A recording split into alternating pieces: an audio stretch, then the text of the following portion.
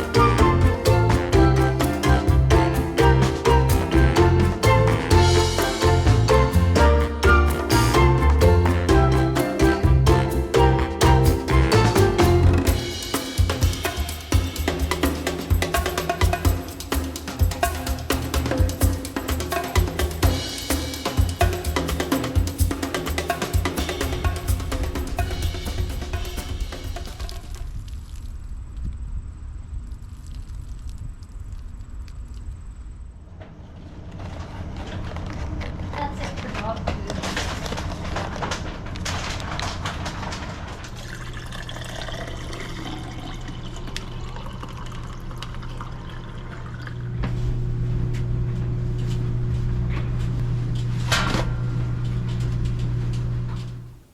Okay, so we're all set with today's run. 6 miles actually today at a nice easy pace. It was a little bit difficult to keep the heart rate down with the heat. It was probably around 90 degrees Fahrenheit. It actually still felt a little bit humid. Yes, it was an afternoon run, but it's just the way that things worked out with my work schedule. And also, again, that humidity curve, I like to go out when it's a little bit drier. For the shorter distances, less than maybe 8 miles, I'm usually able to manage the temperature as long as it's not too humid. It just feels a little bit more comfortable, but the heart rate still reflected a little bit in that heat, and trying to keep it easy as far as heart rate was a little bit tough today.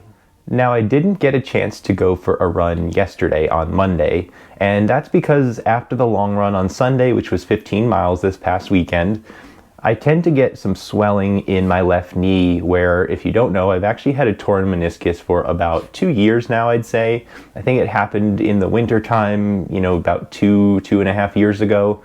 And what happens is it's generally fine. There's really no issues. At the time, I had to let it heal. At the time, I lost some of my running fitness, and that's what I've been working back ever since.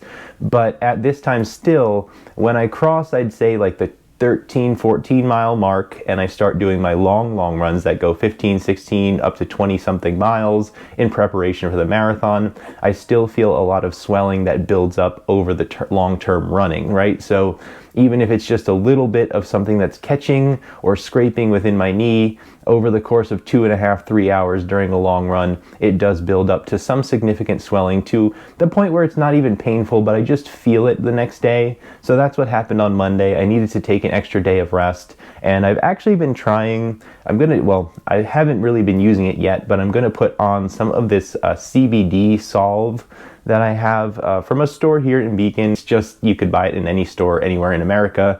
But anyway, it's the CBD cream or solve that I'm just going to see how it does. You just put it on the area, see if it helps bring some of the swelling down.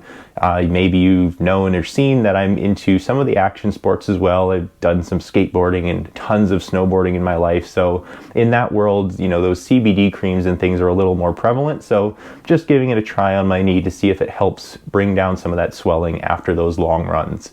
Either way, we got a nice run in on Tuesday, and that was the 6 miles, which was actually an extra mile from what was scheduled, which I'm just going to try and rebuild the 4 miles that I missed on Monday and spread it out around the rest of the week and give a little bit more mileage so the mileage still adds up properly.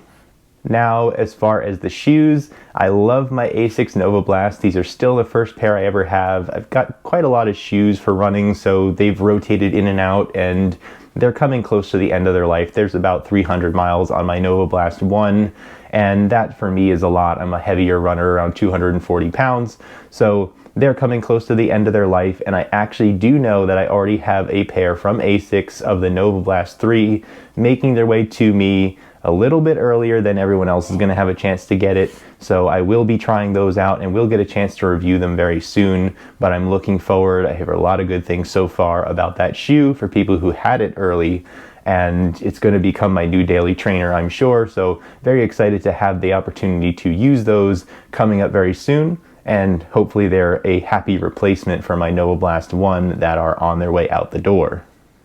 Now, with today's run out of the way, I did just want to do a final check-in on my summer grit mileage. I'll link the video up here for the last video I did where I checked in about halfway through summer grit if you want to see what it's about, what it is, who hosts it. So check that out if you don't know what I'm talking about.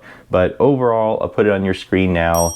I finished with 122 miles for the month of July, which is pretty good. I spent about 20 hours running in the month of July, and I ran an average pace across all my runs in July of about 9:51 per mile. So those are just some of the stats they give you. Overall, I placed 408 out of 1100, and this is just, again, distance-wise, how many miles you were able to run in July. It's just a fun challenge to do with friends or with other people who signed up for the event.